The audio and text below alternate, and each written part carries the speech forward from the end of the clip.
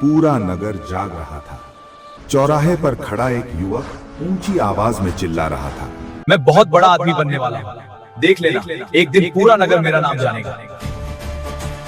लोग हंस रहे थे, कुछ ताली बजा रहे थे, लेकिन उसी भीड़ में थोड़ा दूर एक और युवक खड़ा था। न कोई घोषणा, न कोई दावा, बस आंखों में गहरी शांति और चेहरे पर अजीब सी खामोशी।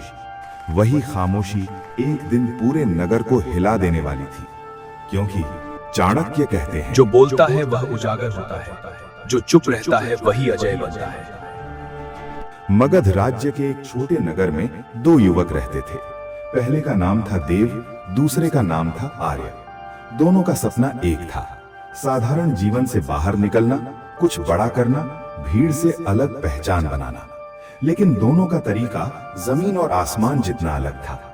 देव हर जगह अपने सपनों की घोषणा करता, मंदिर में, बाजार में, सराय में। मैं व्यापार करूंगा, मैं सबसे अमीर बनूंगा, मेरे बिना यह नगर अधूरा होगा। लोग सुनते, कुछ जलते, कुछ मजाक उड़ाते, लेकिन देव को लगता बोलना ही आत्मविश्वास है। आर्य बिल्कुल अलग था। वो सुबह जल्दी उठता, काम करता, लोगों को देखता, समझता। वो ज्यादा बोलता नहीं था। जब उससे पूछा जाता, क्या करना है जिंदगी में?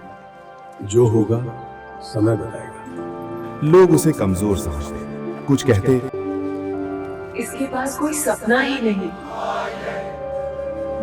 लेकिन सच्चाई ये थी, उसका सपना इतना बड़ा था कि वो उसे हर किसी के सामने खोलना नहीं चाहता था। एक दिन देव ने सबके सामने ऐलान किया, मैं नया व्यापार शुरू कर रहा हूँ, एक ऐसा व्यापार जो पूरे नगर को बदल देगा। लोगों ने तालियां बजाई, कुछ लोगों ने उसके कंधे थपथपाए। लेकिन उसी भीड़ में कुछ आंखें चुपचाप सब देख रही थीं।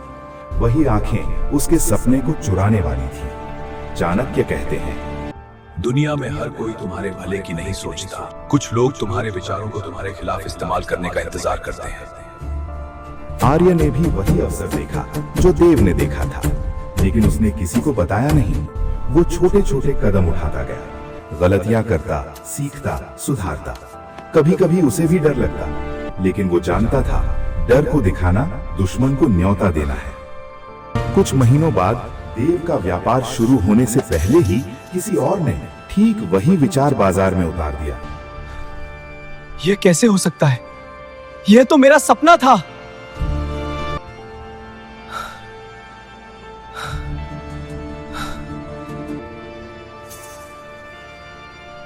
चाणक्य की सीख। उसी नगर में एक वृद्ध विद्वान रहते थे।